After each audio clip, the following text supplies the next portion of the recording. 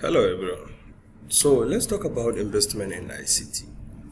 Me ake cewa investment in ICT? Muna da hanyoyi guda biyu da ake invest in ICT. Hanya ta farko ita ce ka koyi ilimin ICT ko ka koyi wani skills kamar yadda muke magana akan monetize your degree. So kana da wannan skills din naka na computer science ko na ICT ko cybersecurity ko wani abu makamancin haka, ka zo ka dinga amfani da wannan skills din naka kana samun kuɗi. Wannan ma za mu iya categorizing ɗinsa as investment in ICT. Sannan kuma akwai bangare na biyu shine idan kana da kamfani za ka siyo kayayyakin ICT ko kai investing a cikin kayayyakin ICT wanda za su sauwaka aikinka. Misali irin printoci da za ka siyo da za su sauwaka printing, misali irin zoom meeting da za ku dinga yi ba sai kun haɗu ba, irin chatbot da za ka saka don ya dinga communicating da 'yan kasuwa ko abokan kasuwancinka ko ma'aikatanka ko wani abu makamancin haka. So wannan shi ma investment ne in ICT. So yanzu technology ya canja zuwa ko ina, za ka iya amfani da kowace dama da kake da ita don samun kuɗi da technology din nan. So menene investment a takaice? A nan abinda muka ba da definition shine is an asset or item acquired with the goal of generating income or appreciation. So appreciation refer to an increase in the value of an asset over time.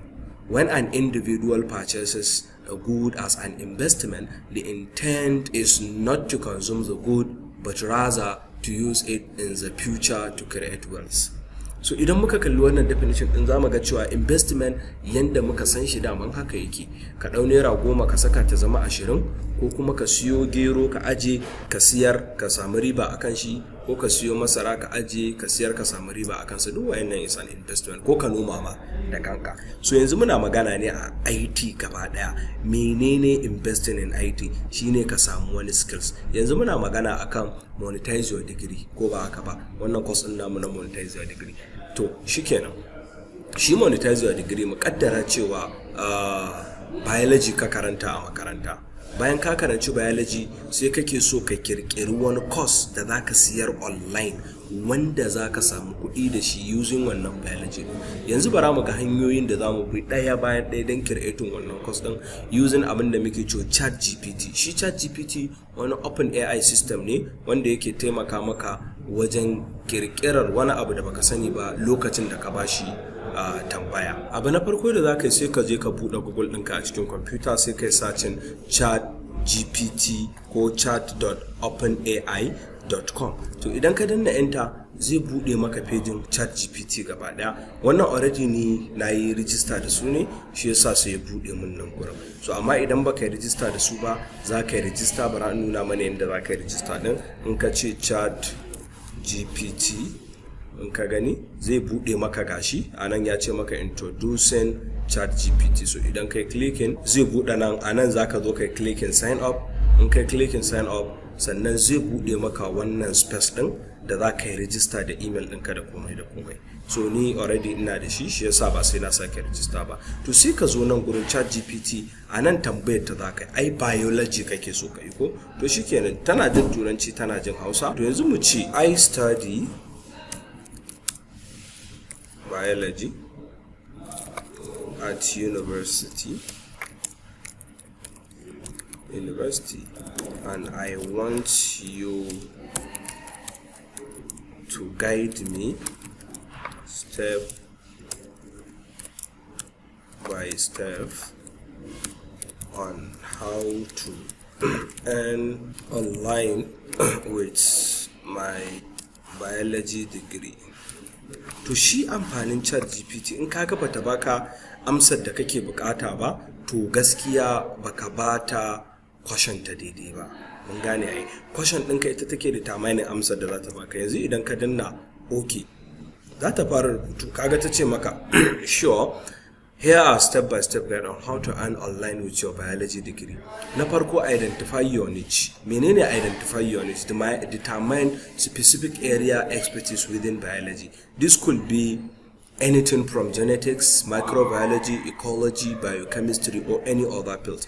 To yanzu misali, kaga sai ka dauki cewa biochemistry ko microbiology za ka yi bayani akai, ka dauki me niche ɗinka ko? To na biyu sai kai building online presence. Ya ake building online presence? Ta ce create a professional website or blog to showcase your expertise and attract potential client or customers, including an about section that highlight your educational skills and experience in biology. So kaga yawanci nan gurin ma ba sai mun je mun yi creating website ba, WhatsApp din mu ya isa. Ka dinga saka tips akan biology, ka dinga karar da mutane ilimi akan biology, wannan shi yake ba da dama kai building wannan online presence. So mutane su gane cewa you are an expert in biology, ba wai kawai yau zaka fara direct kawai ka zo ka fara cewa mutane ku zo ku biya kuɗin koya muku biology ba, saboda ai ba ma su san cewa suna buƙatar biology naka ba ko ba sa buƙata. Na uku suka ce create valuable content. Create valuable content shine ka samu ka zauna ka yi rubutu akan biology, ko kai creating wani blog post idan kana da website kenan, ko video ko podcast ko infograph, wasu abubuwa dai da za su nuna mutane cewa lallai wani fa yana da ilimin biology. Na uku upper online course or tutoring. Ya zama da cewa za ka shiga kai creating group WhatsApp, ka ce mutane su shiga su jira domin za ka yi wani classes akan biology. Ga inda suka bamu nan platform din irin su Udemy, Coursera, Teachable and others da suke sa mutum ya sai da course din shi. Amma kafin nan ka fara creating din irin su video comprehension course like Zoom haka, ka tara mutane kai musu bayani jikinsu ya ji cewa tabbas fa wani ya san me yake akan biology. To duka ga irin waɗannan abubuwan nan da suka bamu har kusan guda 10 wanda zaka tsara domin ka fara monetizing din degree ɗinka da biology. To shikenan yanzu sai ka ce wa ChatGPT, ai ta ce maka ka ɗauki ɗaya a cikin nan gurin ko, to sai ka ce mata create an ebook content for biochemistry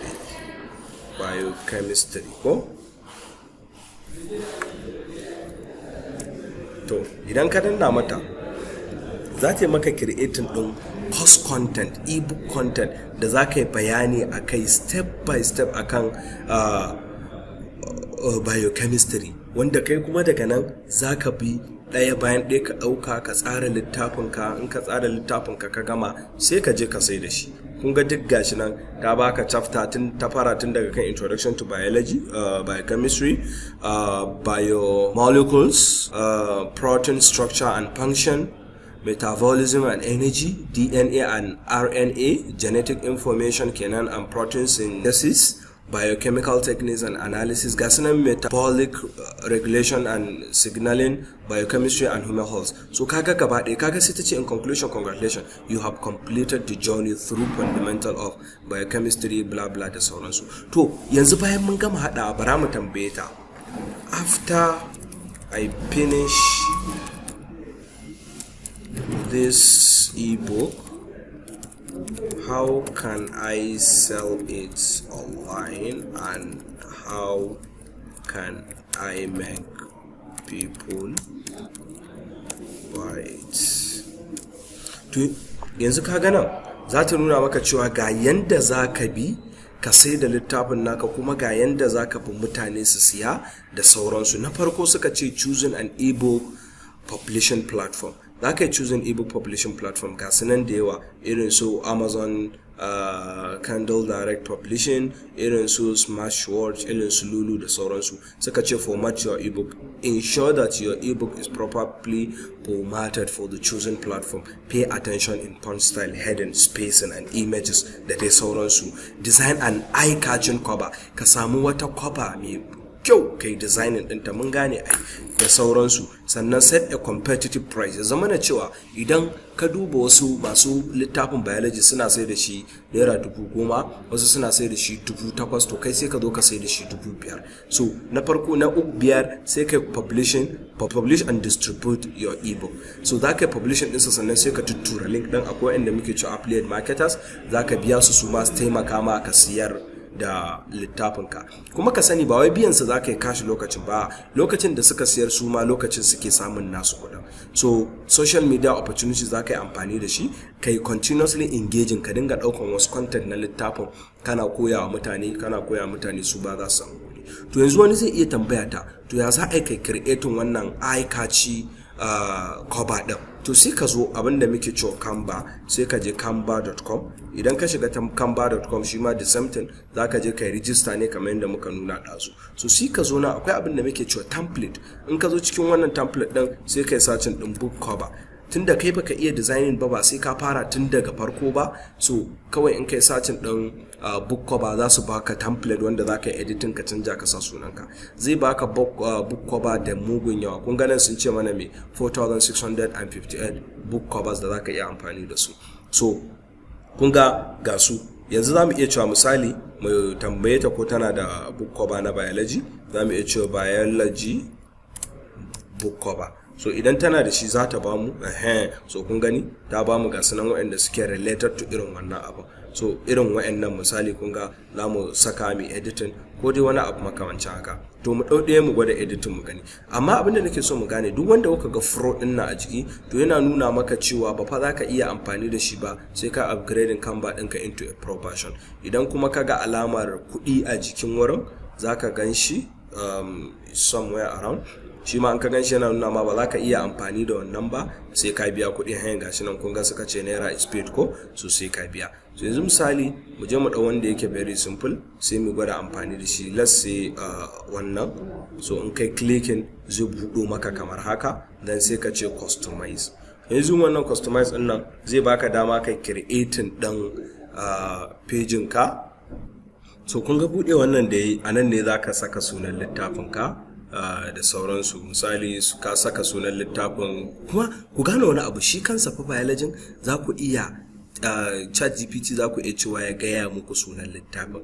Kun gane yanzu kun ganin duk da muka yi dinnan introduction dinnan ko, to shikenan sai mu haka mu copying dan content din mu gaba ɗaya da muka yi na sama, saboda already shi ya mamanta me ya faru. Sai ka zo kai pasting anan, sai ka ce using the above information, the book name and book description.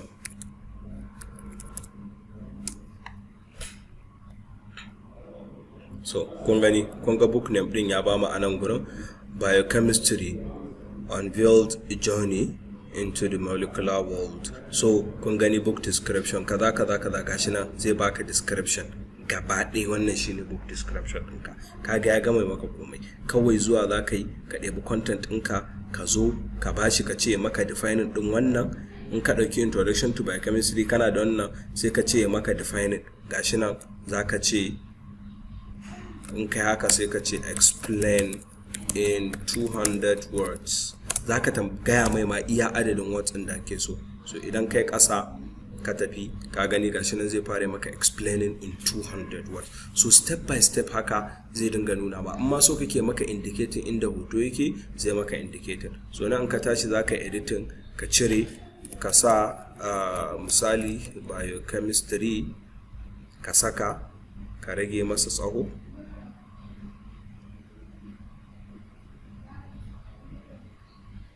Gane ka rage mai tsaho ko wani abu makamancin haka, ka zo kai editing din shi, kai waye, kai duk gasu nan abubuwa da dama. Za ka zo kan wannan za ka editing. Kun gani ya ba ku inda kuke so.